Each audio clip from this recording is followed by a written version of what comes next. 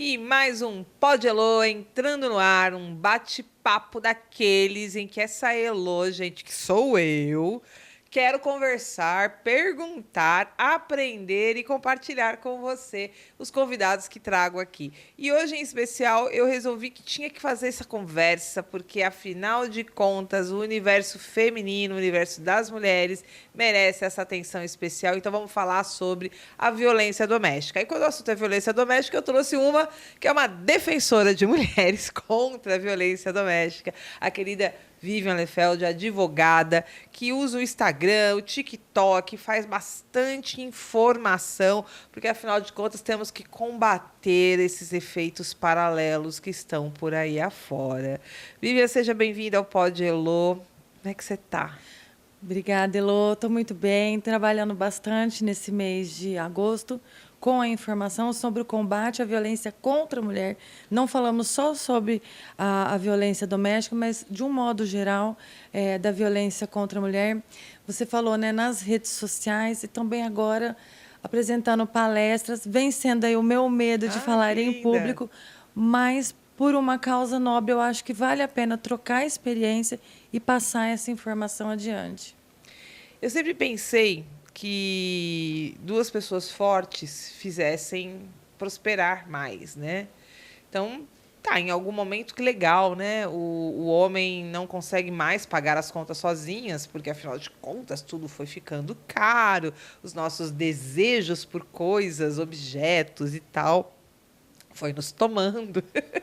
E aí é natural que, para poder compensar essa busca financeira, essa mulher que começou a ter um tempo livre depois da louça, depois da roupa lavada e estendida, por que não ela também ir para o mercado de trabalho, fazer uma renda adicional? Por que não vender, né, aquelas revistinhas de Avon, Christian Grey, né?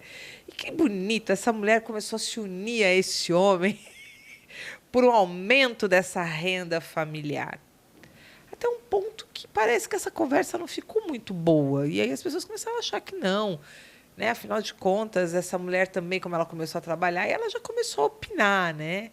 Aí vem em 1988, né? A nossa Constituição é obrigada a reconhecer que não existe mais só o cabeça do casal, que é o homem.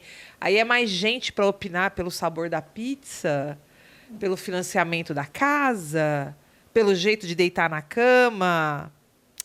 O que aconteceu, Vivi? Em vez de a gente estar crescendo com esses ganhos sensacionais que é autonomia, inteligência, troca de ideias, a gente está começando a ver que tem resistência. No momento que a gente está, 2024, você está atuando contra um assunto que é violência contra a mulher, porque, na verdade, essa mulher decide não fazer o que o outro quer. Podemos resumir de uma forma bem idiota? É isso? Não, eu não quero. Aí eu... chapuletada na cara, ameaça de não sei o quê. Ó, você é louca, você é histérica. É por isso? Existe realmente, inacreditavelmente, mas sim, existe um movimento de resistência mesmo a esses avanços, a essas conquistas femininas. Eu não quero dizer feminista, porque quando a gente usa a palavra feminista, parece que a gente traz todo um contexto as pessoas político, ficam mais enlouquecidas, ficam mais ignorantes. Não, e não é isso. Se a gente olhar para trás, eu vou fazer um resumo assim bem simples que eu dei outro dia, né? Quando a gente estava lá na Revolução Industrial, que a gente começou a brigar as mulheres foram trabalhar nas indústrias, mulheres e crianças, e começaram a brigar por salários iguais, por condições melhores. Então, a nossa luta ela vem vindo de lá. Até que a gente passa por 1940, por aí, e a gente conquista o direito a voto. Né? Então, depois o direito ao divórcio, depois em 88 a gente tem direitos iguais, e tudo isso que a gente foi conseguindo foi através de lei. A gente precisou colocar na Constituição Federal que mulher é igual a homem para ter direitos. Então, direito de estudar, direito de fazer faculdade, direito de jogar o futebol, direito de votar. Então, não, e aí vem as Olimpíadas aí mostrando que, em relação a homens e mulheres no Brasil, a gente tem muito mais medalhistas mulheres do que homens. Aí isso tudo irrita tremendamente essa galera?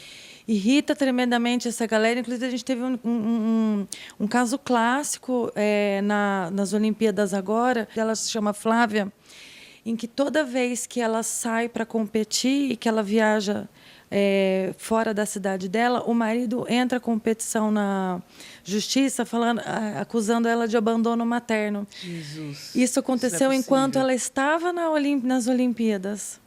Entendeu? Então, assim, ou ela come, ou ela cria filha, ou ela se profissionaliza. Eu sei que ela gravou um vídeo chorando e essa história repercutiu bastante. Tomara que essa exposição à mídia ajude a quem está julgando a entender o caso. Cárcere.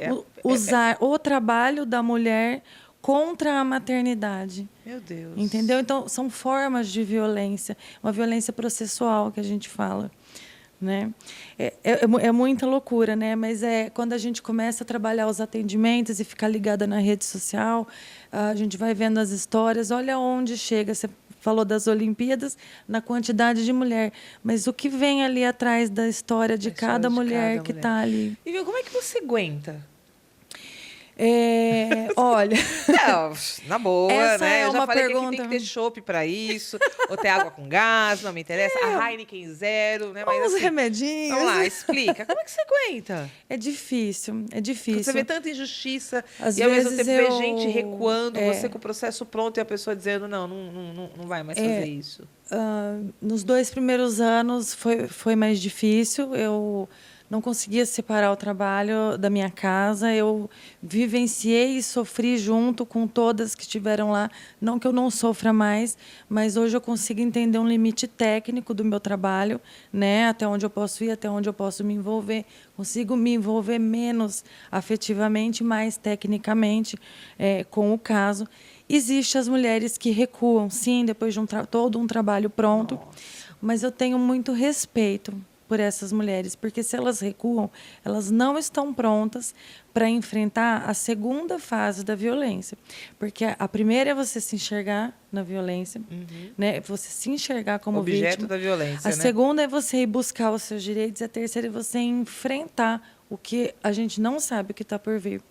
Porque quem está do outro lado, não tem como você saber qual é a reação dele. Às vezes ele vai ter uma reação pacífica, já aconteceu bastante até, ou às vezes ele vai ter reações inimagináveis. Assim, teve um deles que ela estava construindo uma casa, ele derrubava o muro. Que isso? Entendeu? Então, são formas de minar a cliente financeiramente. Porque ela ia construir, ele destruía, ele arrancou todos os fios da casa dela, a fiação. Então, a gente só descobriu isso quando a gente foi colocar a câmera lá para conseguir provar para o juiz que era ele que estava destruindo a construção. Entendeu? Ele tinha cortado toda a fiação, enfiou espuma no encanamento da casa. Olha, são histórias assim, inimagináveis. Então, a mulher, se ela desiste antes de eu entrar, eu respeito, porque ela tem que estar preparada comigo. E eu falo para ela, nós vamos passar por isso juntas, e vamos mesmo, você não vai estar sozinha. Porém, a gente não sabe o que vai vir. Ela tem que estar disposta. Então, se ela recua nesse primeiro momento, eu respeito. Eu respeito e entendo, mas eu sei que ela volta. E vem uma pergunta muito forte que eu vou te fazer agora, mas como é o Pod Elô, aqui tudo pode, faz a gentileza aí.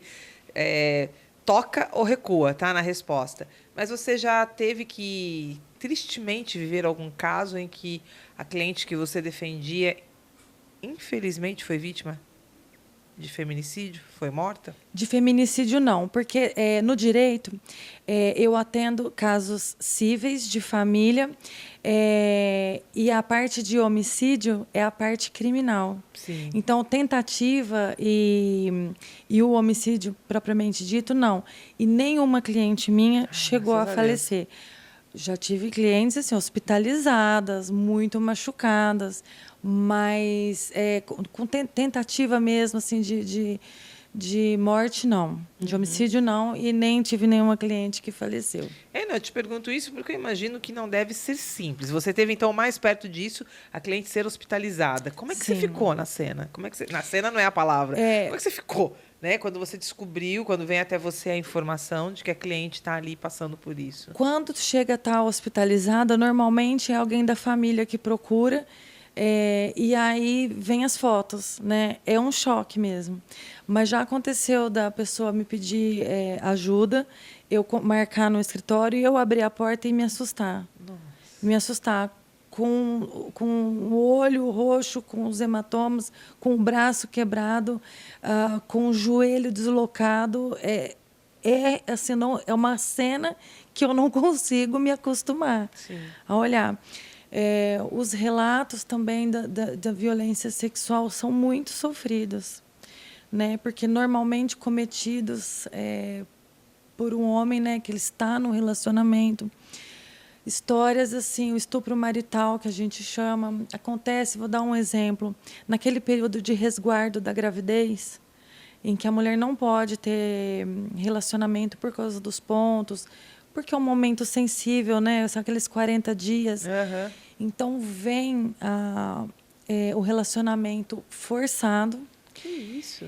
E essas mulheres, às vezes, são hospitalizadas com dor, com ponto estourado, e elas não entendem, muitas delas não sabem, às vezes é o hospital que sinaliza, mas elas negam. Então, bora lá. Eu acho que agora você tocou no eixo que eu já queria entrar. Em briga de marido e mulher, ninguém mete a colher. Bom, em algum momento a gente começou a perceber que falar sobre violência contra a mulher já não era mais restrito a uma denúncia da mulher contra o agressor, né? Tanto que a gente conhecia casos e casos de gente que falava assim, nem vou mexer com isso, porque na hora que a polícia chega aqui, ela recua, ela protege, ela não, né? E aí a gente começou a entender que a justiça entendeu que devia existir outros mecanismos de proteção. Então a gente começou a encontrar, né, casos de elevador, né, vídeos de elevador de prédio, onde a violência estava sendo ali praticada e a partir daí o agressor foi detectado. A gente começou a identificar coisas em restaurantes, espaços públicos, né, onde a pessoa agiu de violência e imediatamente foi denunciada, tal. Como é que tem sido essa onda em briga de marido e colher, ó, marido e mulher, a gente mete a colher? Essa cultura antiga que não se mete a colher e hoje fala mete a colher sim, né? Porém, a gente tem a questão da denúncia, da vítima, dela ter aquela virada de chave, se ela se reconhece como vítima ou não. Às vezes você vai fazer a denúncia por ela, chega na hora, ela nega, ela fala que não foi bem assim, e desiste. Então, a minha recomendação é que fale com a vítima, se ela está ciente que ela pode estar sofrendo uma violência doméstica, de que isso pode ser crime, que ela pode procurar ajuda e se colocar à disposição. Então, quer dizer que para meter a colher eu precisaria ter imagens. É a única coisa que vai provar que aconteceu aquilo que eu vi. Não, para a medida protetiva, hoje, para os pedidos de medida protetiva, não é necessário ter provas. A palavra da vítima tem força. Não, mas eu que estou metendo a colher. Eu assisti ali, de repente, né? A situação está ali no meu vizinho, está no corredor do meu prédio, está na rua. Mas, assim, é como você falou, eu quero fazer a denúncia, mas, de repente, a pessoa é alguém que eu não... A denúncia ela é importante porque, às vezes, essa mulher não tem coragem ou ela não tem meios de fazer essa denúncia. E aí mas ela pode desfazer o que foi a denúncia. Então, se eu não tiver, eu posso colocar uma imagem à disposição da polícia? Pode. E aí, dependendo da agressão, ela corre sozinha, ele vai ser investigado independente dela. Agora, se é um caso de violência psicológica, às vezes vai depender mais da palavra dela dar continuidade ou não. Vivian, você tem vivido aí há quantos anos essa sua área? 4 anos. 4 anos. Bom, vamos falar das coisas boas? Vamos. O que você tem notado nesses 4 anos que você diz assim, olha, Lô, de tudo que a gente vem vivendo aí, das questões paralelas que estão tentando aí desconstruir as verdades, né? Buscando aí modificar, né, a visão da história para uma vertente que só facilita para alguns e não para todos, né? Mas, assim, quando você, nesses 4 anos, vem acompanhando o dia a dia disso, justiça, a presença da polícia. Conta para mim, o que está melhorando? Porque a gente já sabe que não está diminuindo. Ainda não. Tá, mas assim... Mas está aumentando a O que voz, está melhorando? né? Vamos lá. As pessoas estão se encorajando, estão falando mais. Estão se encorajando, estão se fortalecendo. Os casos que chegam à mídia servem de exemplo, sim. Né? Às vezes fala, nossa, Vivi, você dá tanta notícia ruim. Não é isso. Você está inspirando as pessoas. São os exemplos, né? Encorajando as pessoas. Né? Tanto que é muito comum numa vítima ela querer ajudar outras vítimas. É muito comum isso. Mas, falando de coisas boas que acontecem, eu assisti inúmeros divórcios, casos de violência doméstica nesses 4 anos, porém, eu assisti cada recomeço de vida, Olha. encerramento e de ciclos e novas histórias. Hoje, se a minha cliente estiver me assistindo, ela vai lembrar. Ela me mandou um vídeo dela mostrando para a filha dela a casa nova delas, que elas conseguiram montar. E a menina é mãe nossa, e chorando, sabe? Isso, assim, não tem preço para a gente. Ajudar essa mulher a sair de um relacionamento abusivo. A gente fez o divórcio, a gente conseguiu a pensão, a gente conseguiu o carro para ela, e a gente conseguiu ajudar ela a recomeçar essa nova vida. Então, eu recebi esse vídeo hoje de manhã. Olha que legal. E foi muito lindo de assistir. A gente vê a importância do nosso trabalho na prática. Não é só, a gente não fica só falando. A gente vê acontecer. Claro que nem tudo são flores, né? Às vezes a gente encontra resistência na delegacia, às vezes a gente encontra resistência no fórum, às vezes a história que a gente vai contar, a gente pega um juiz que não entende daquela forma. Mas, de um modo geral, a gente vê que essa nova safra, como eu disse, né, a gente pensa diferente das nossas mães, da criação que nossas avós tiveram. Mesmo assim, os profissionais que estão vindo já estão vindo com essa educação. Então, é um trabalho incansável de informação. Por isso que eu te agradeço por dar esse espaço aqui para a gente falar sobre isso. Temos que falar. E, em especial, quando eu falo assim, o que mudou, o que melhorou, a gente já sabe que tem que especializar o tema, né? E aí as delegacias, elas estão conseguindo abrir esses espaços especializados. Está se falando hoje em violência psicológica, então isso é mais diferenciado do que a violência física, né? Que é o exemplo que a pessoa consegue ver, né? Fazer o estudo, como é que chama? O laudo, corpo de delito, né? Isso. E aí, o que está acontecendo? Melhorou? Estamos com mais acesso a essa delegacia mais humanizada, mais informada? Eu acredito que sim. Lá em São Paulo, eu estive lá, conheci a Casa da Mulher Brasileira. Tem espaço para você deixar a criança, tem ambulância para te socorrer, levar para o hospital se a mulher chegar muito machucada, se a vítima chegar machucada. Tem um centro de psicologia lá para atender, tem a parte da delegacia, tem promotor, tem defensor público, tudo num lugar só. É uma coisa, assim, maravilhosa. Rápida, então. Rápida, então. Que a gente imagina que Ribeirão Preto, por ser um polo, logo vai ter também. Por enquanto, estão trazendo a delegacia 24 horas, que parece que vai funcionar lá mais ou menos perto do novo shopping. Ah, tá. Né? Nós temos uma delegada muito atuante aqui em Ribeirão Preto. Eu já assisti palestra dela, onde ela conta que nem sempre se tem profissionais preparados e ser independente da vontade deles ali, da delegacia. É um remanejamento, é profissional, eles colocam ali, nem todo mundo quer estar ali. E para trabalhar com a violência doméstica, você tem que querer. Você tem que querer, porque é forte. É muito forte, né? Então, não é todo mundo que está preparado. Se você colocar uma pessoa que não quer ou que não foi treinada para atender aquelas vítimas, a vítima é que vai sofrer as consequências. Né? Então, a gente espera e a gente vê os profissionais. Temos um juiz excelente da violência doméstica em Ribeirão Preto. Saber, que bênção muito isso. bom. Então, assim, acho que a gente tem um corpo institucional aqui muito bom, de pessoas que gostam, que querem, que entendem, que sabem o que estão fazendo e da importância do que fazem. Então, assim, vejo decisões vindo da delegacia, porque medidas protetivas já saem da delegacia. Né? Essa foi uma alteração da lei do ano passado. E também vejo decisão do juiz assim, muito boas, que realmente protegem e salvam vidas. Esse espaço que você está dando aqui para a gente hoje é muito importante e é o principal fundamento dessa lei, é informar sobre a violência doméstica. Se não tem espaço, não tem informação? É verdade. Se não tem espaço, não tem informação. Às vezes, a informação precisa chegar para aquela mulher que, às vezes, nem está procurando. Ela nem sabe que ela tem direito.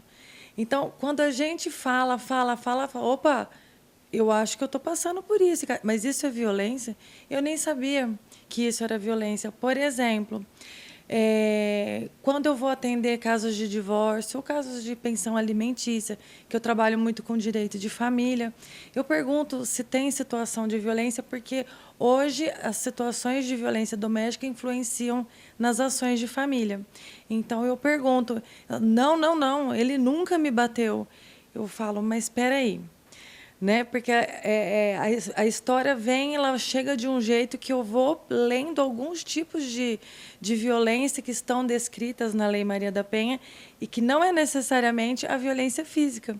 A gente conhece a violência física, é a que todo mundo enxerga, mas a Lei Maria da Penha ela fala de violência psicológica, ela fala de violência sexual, ela fala de violência moral, que são os xingamentos, injúria, calúnia, difamação.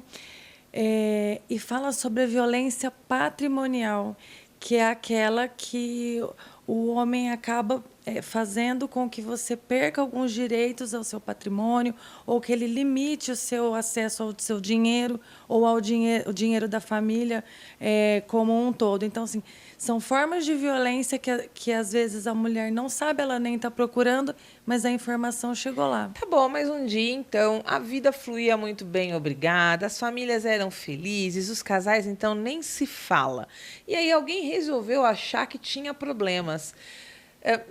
Então, bora lá. Nós estamos falando de uma questão cultural, né? A cultura, né? A maneira como a nossa cultura ela é o reflexo de uma convivência, de hábitos, não é isso? Então, assim, a organização sociocultural da qual nós somos parte, e a gente sabe que tem países que é muito mais grave a questão da violência contra a mulher, assim como a questão da violência. Eu acho que todo país onde a violência ela é institucionalizada, ela é aceita como forma de vamos educar as pessoas, né? Vamos mediar tudo aquilo com violência. A gente percebe que também tem muita violência contra a mulher. Então, que bom. Eu ainda acho que o Brasil mesmo está aí no 5º lugar, né, de uma lista terrível do feminicídio. Vamos pensar que, de modo geral, a gente tem uma intolerância grande à violência de modo geral. Está precisando esticar mais essa intolerância, mas para isso temos que romper esse véu cultural. De repente, as mulheres elas foram formatadas para serem objetos extremamente fragilizados, mercadorias, né, projetos de troca, né, para conjuntos de negócios familiares, né, negócios de terra, sobrenomes, né? E assim a gente foi vendo, não digo que homens não tenham sido também objeto de troca, mas a gente vai falar daquilo que, em maioria, a gente sabe que foi. Assim como muitas mulheres, a gente tem na história da humanidade, né, reis que precisam trocar de rainhas, porque não dão a eles primogênitos. Né? Então, essa mulher descartável, essa mulher que acaba que, então, quando engravida, perde o direito de ser alguém, porque não tem mais aquele tutor que deveria ser marido. Aí a gente está falando da tal da mãe solteira, dos filhos bastardos, que graças a Deus ganharam outros nomes, né? Ganharam outros nomes, mas continua sendo uma leitura de uma cultura que exclui aquilo que não está numa formalização, né? A tradição familiar. Vivian, eu fico muito horrorizada, porque eu sou uma mulher que acompanha essa cultura e sei que quando você está trazendo essa fala de que a gente não conhece o que é violência praticada como uma observação dessa violência nesses 5, pelo menos, aspectos que você trouxe, a gente descobre que a gente está dentro de um monte de situações que realmente estão tirando a potência feminina, a potência dessa mulher, até dessa mãe, né? Vamos falar da mulher como papéis que ela está aí exercendo nesse cotidiano. Porque não tem coisa pior do que você ficar administrando drama familiar. E esse drama do relacionamento, ele é extremamente incapacitante. Mulheres e mais mulheres não conseguem se desenvolver profissionalmente, não conseguem se desenvolver como mães, porque vivem uma relação em que essa parceria de relacionamento ela é extremamente incapacitante na psicologia, né, na psique dessa mulher. Né? Pior ainda se tem o fato físico. Falei demais, mas porque para mim esse assunto é grande. Agora, no último mês, um mês antes, que agora em julho, saíram os últimos dados da violência nacional. Né? Então, pegaram os dados da Polícia Civil, Militar e Federal e fizeram o anuário da Segurança Pública. E os dados foram assustadores. Né? A cada 6 horas, uma mulher morre vítima de feminicídio. Mas a cada 6 minutos uma mulher é estuprada no Brasil. Isso é muito assustador.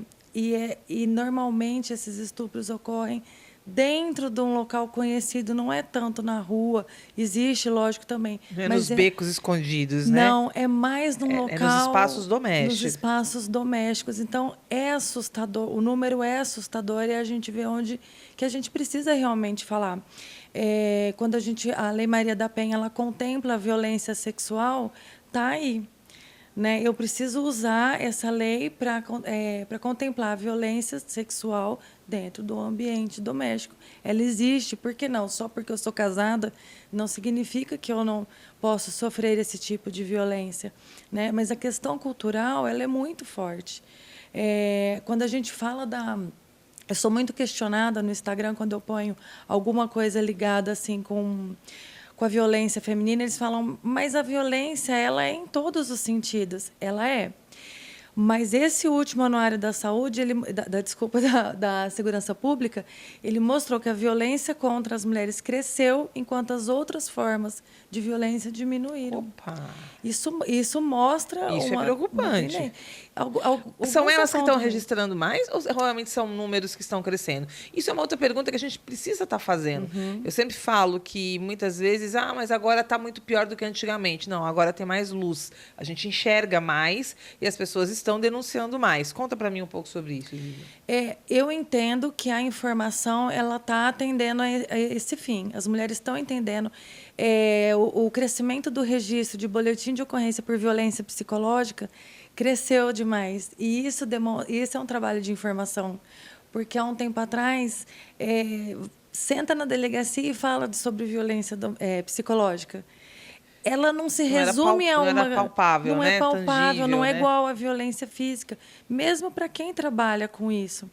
Você tem que... A correria da delegacia é muito grande, né? Nas segundas, terças-feiras que vem, depois de um final de semana, chegam mulheres agredidas fisicamente e aí chega uma pessoa com uma história de 1 hora e meia para contar, porque a violência psicológica ela precisa ser contada, né? Ela não se resume a um fato, ela é toda uma história. Então, hoje já desenvolvem programas com psicólogos, né? Delegacias grandes. Vamos ter em Ribeirão Preto uma delegacia 24 horas, mais setorizada. Então, eu entendo que essa parceria, né, pública, esse trabalho público, ele também vem sendo ampliado, vem crescendo junto com as informações que a gente passa, advogado, que a gente defensor público, a ministra da Mulher, que vem falando bastante sobre isso agora. Então, as leis que vêm sendo aprovadas, as reformas da Maria da Penha, tudo isso vem ajudando a informar, a conscientizar e ajudar as mulheres que têm medo. Então, nós estamos falando da informação, porque, de verdade, nós estamos falando de algo que tem muito a ver com o fato de que isto é cultural, ou seja, as pessoas estão até hoje achando que é normal esse tapa, esse palavrão, essa redução, né, essa humilhação feita, né, muitas vezes ali na brincadeira do cotidiano. E aí, você não é daquela que às vezes está aí preocupada com aquela sua amiga, com aquela sua parente, filha, né? Às vezes mãe, por que não, né? São todas as idades que podem estar vivendo um relacionamento em que você identifica a agressividade desse parceiro, essa agressividade que pode ser física ou psicológica, mas você não entende por que essa mulher, às vezes até ciente de situações como essa, ela continua nesse relacionamento. Exatamente. Eu não sou psicóloga, porém, os 4 últimos anos foram dedicados a divórcios e a ações de família com violência doméstica. E eu pude perceber de cara, assim, logo que você me perguntou, 3 pontos. Por que mulheres continuam numa relação abusiva? Às vezes... sabe aquela famosa frase assim, ó, se eu fosse ela, por que ela aguenta, né? Mas olha, medo, dependência financeira e falta de rede de apoio. A hora que você me falou, esses 3 pilares me vieram à cabeça. Medo que a mulher tem, às vezes, de perder o filho, às vezes, de não ter como se manter, de não saber como enfrentar a vida, porque muitas não trabalham, deixaram a profissão para cuidar do lar, do marido, para acompanhar o marido em viagens, que é o que mais acontece, mudanças de estado, estão longe da família. Então, é a falta de Essa rede é a de famosa do apoio. lar, a mulher do lar. A mulher do lar. É muito comum esse medo em mulheres que estão dentro de uma cultura do lar. Então, ela não tem uma vida profissional, ela não tem uma autonomia, mas ela vive por conta de cuidar dessa família, desse relacionamento desse homem. É isso. Exatamente. E, principalmente essas que estão longe da família, que acompanharam o marido em mudança, que deixaram a carreira de lado, passaram dos 40 anos, porque a gente vive esse problema do etarismo, né? A mulher convive com isso. A partir dos 40 anos, você começa a enfrentar um outro problema para arrumar emprego. E quando você vai pedir pensão alimentícia à justiça, a mulher que está se separando, ela é exclusivamente dependente, totalmente dependente financeira do marido. Normalmente, se dá 2 anos para ela se integrar, para ela voltar ao mercado de trabalho. E 2 anos para uma mulher que está há 15 anos longe do mercado, talvez não seja, talvez que nunca tenha entrado no mercado de trabalho. Como que ela vai fazer? Então, assim, esse medo, dependência financeira, falta de rede de apoio, porque se eu não, ela fica com receio já sabendo que ela pode ser que ela não consiga. Como que ela vai sobreviver se esse tempo vai acabar? Às vezes tem problemas emocionais vindos já da violência doméstica, precisando procurar um advogado. Por isso é que eu digo que essas informações precisam chegar a essas mulheres, né? Hoje existe o entendimento de uma pensão, na verdade, compensatória. Olha. Sabe? Porque uma pensão alimentícia de 2 anos talvez não vai resolver o problema dessa mulher.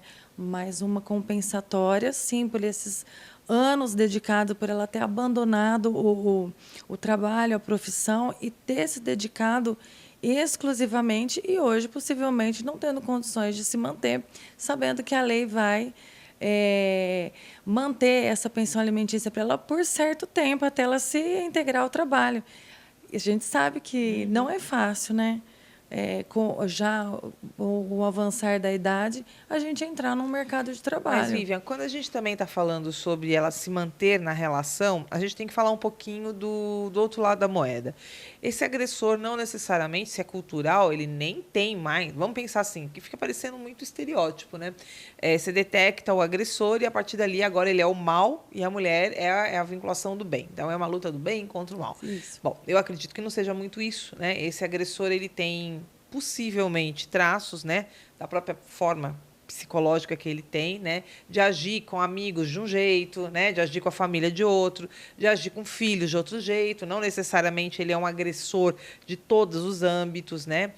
A gente já sabe que isso, que inclusive que a gente falou, aqui não é uma conversa sobre psicologia, mas a gente pode arriscar um pouco, que a gente já sabe que tem perfis psicológicos que a gente já sabe que estão aí estendidos e escancarados nos TikToks da vida, né, Vivian? Você já meio que mais ou menos entende, você tem de vários traços, né, das pessoas. E a gente fala muito dos narcisistas, né, que são pessoas que têm uma dificuldade muito difícil de ter empatia, de olhar o outro, de observar o que o outro está vivendo, sentindo. A gente está falando cada vez mais do autismo, do Asperger, que são também modelos neurodivergentes que não permitem que a pessoa observe esse outro também dentro da relação, né? Ela tem, às vezes, um traço em que ela fique muito fechada, muito acolhida, muito calada, ou quando ela vai falar, ela só vai falar como crítica. Então, ela realmente vai criar nesse relacionamento uma destruição, né, desse casal. E esse casal está ali. Quer dizer, quanta coisa que ainda está vindo à tona. Mas é isso que eu penso, que eu ia falar sobre. Às vezes, esse agressor ele não é nitidamente um monstro. Sim.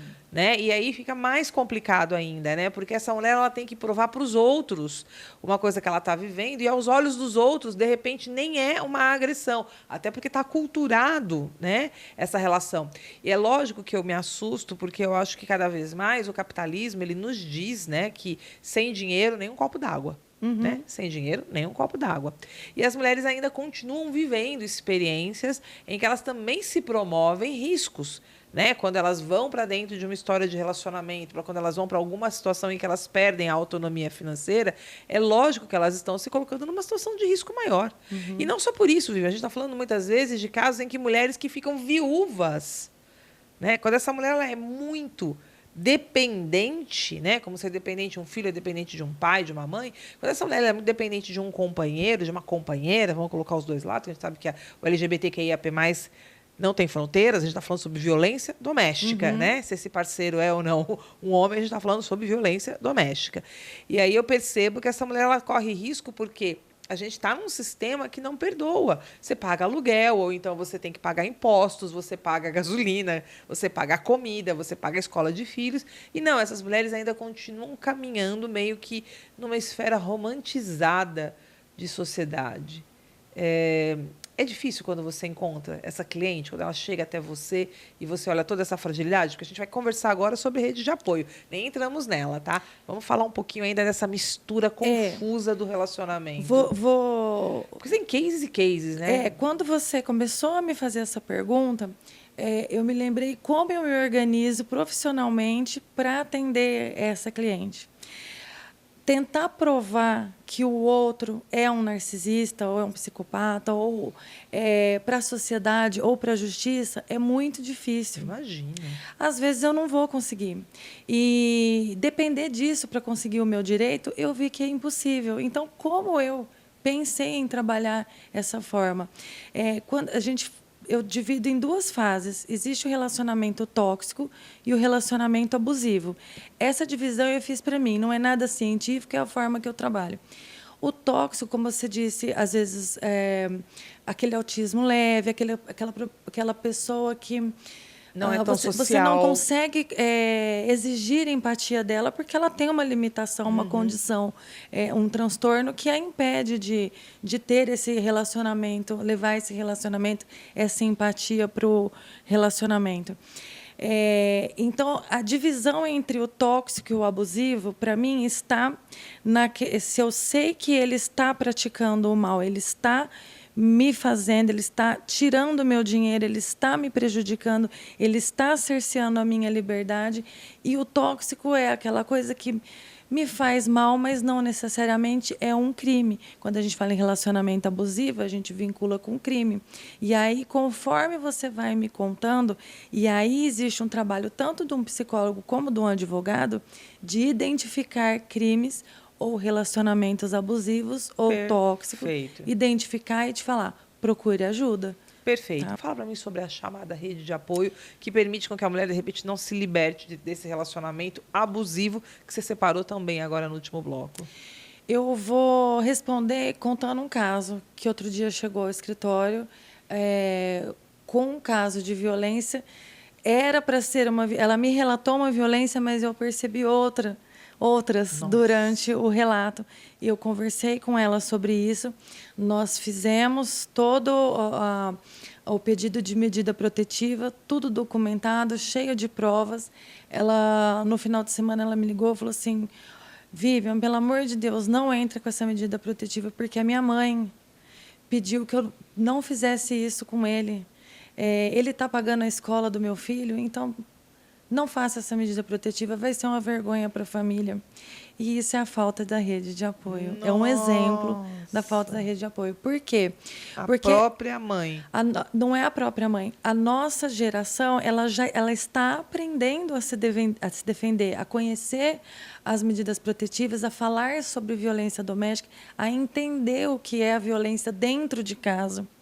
Exigir isso das nossas mães, das nossas avós. Nossa. Lembro uma vez que nós fizemos um programa em que tinha acabado de falecer a Palmirinha.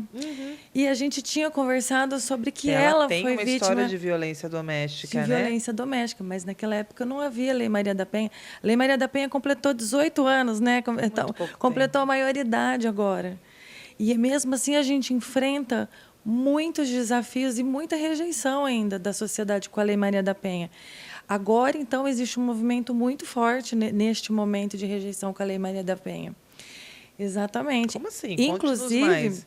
Inclusive, desde o ano passado, começaram a lançar histórias nas redes sociais para enfraquecer mesmo.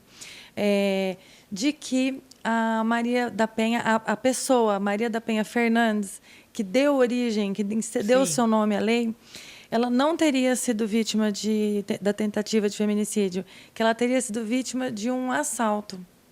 Né? E entrevistaram o ex-marido dela, mas olha, esse processo foi revisto 3 vezes. O Brasil chegou a pagar uma multa para ela.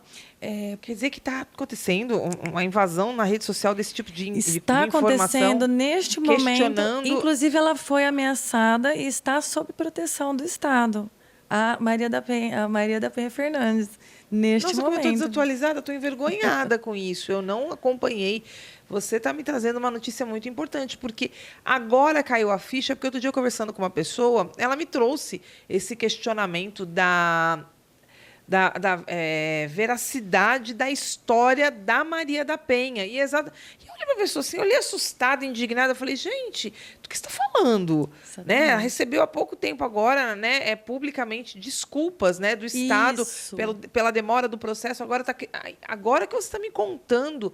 Então está acontecendo uma infestação de fake news. Exatamente, porque ao mesmo Isso é fake news. É fake news. Ao mesmo tempo que a gente consegue levantar uma lei, aumentar o movimento e informar, vem um outro movimento na contramão e de agressores, né, para enfraquecer e tornar esses agressores, que são os agressores mesmo, vítimas. Né? Nós temos exemplos clássicos aqui que eu acho que eu nem vou trazer porque vira muito polêmica. Se puder falar, você me fala. Mas podemos falar, sim. Podemos falar Ana Hickman e Alexandre Correia. É um exemplo clássico de uma pessoa de um agressor que tenta reverter e se tornar vítima. É só você ver os últimos posts que ele faz. Ele lança lá um 0800 para atender homens vítimas de violência doméstica. Entendeu? É uma inversão de valores de tudo que a gente vem tentando plantar. É o movimento na contramão da Maria da Penha.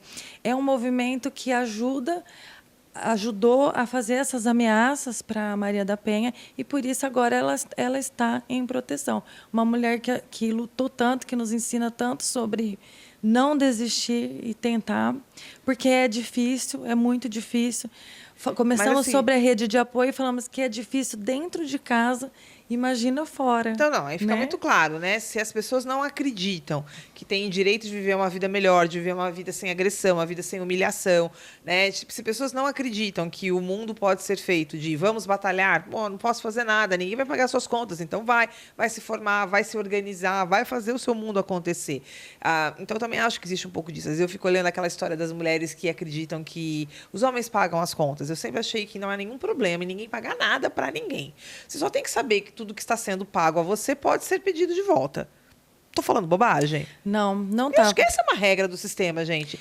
Você sabia? Vou falar agora uma coisa assim para enlouquecer quem está escutando a gente aqui hoje. Quando a gente vai falar, ensinar as pessoas a fazerem networking, que networking é como é que eu chego no contato. Eu preciso chegar lá naquela doutora. Eu vou até ela. Doutora, prazer, eu sou Heloísa Pedrosa. Eu acabei de comprar o seu livro. Eu gostaria que você me desse o seu autógrafo. Bom, na lei do network, a gente é educado, gente, a presentear, a comprar algo daquela pessoa. Por quê? Porque a gente cria um vínculo. Isso está na ordem do comportamento. Nós sabemos que as pessoas trocam coisas porque elas querem coisas em troca. Para com isso. Tem alguém que duvida disso? Ai, não, é altruísmo. Olha, nem na hora de negociar a vaga no céu é por altruísmo, né? Você tem que ir sem pecado. Então, para, gente. Mas é tanta coisa que me vem na cabeça. Eu tinha que falar isso, porque não pode ser, gente. Rede de apoio é tudo. As pessoas não estão apoiando uma transformação da cultura, elas não estão gostando de transformar essa cultura numa situação em que há diversidade, o direito das pessoas serem quem elas quiserem ser, né? Sim. Porque eu acho que não necessariamente as pessoas vão se casar ou não se casar. Elas não precisam ter filhos ou não ter filhos. Essa briga, né, do que é certo, do que é errado, né? Porque cada um tem que saber o que há, onde aperta, né? Na hora do divórcio, ainda ontem eu escutei um homem dizendo: você não tem direito à casa, porque fui eu que construí, fui eu que paguei. Ela também trabalhava, ajudava de outras formas, mas não contribuía exatamente com a mesma quantia. Então, nos cálculos que ele tirou da cabeça dele, ele tinha direito a 75%, 80% da casa. Só que era um regime de comunhão parcial, que dá direito à metade de tudo aquilo adquirido após a união. Sim. Né? E aí eu tenho para falar assim, para essa mulher e para esse homem que ainda pensam desse jeito, né? Essa mulher contribuiu com a dedicação dela, né? 100%, aquele jantar que você chegou em casa cansado, tua roupa pronta, porque se você não tem ela para fazer isso, a não ser que você pague ou uma outra pessoa, é um carinho, é um cuidado, é o dever de cuidado. Ela é o custo que a gente doméstico falou. da relação, Ela é Lívia. o custo doméstico da relação.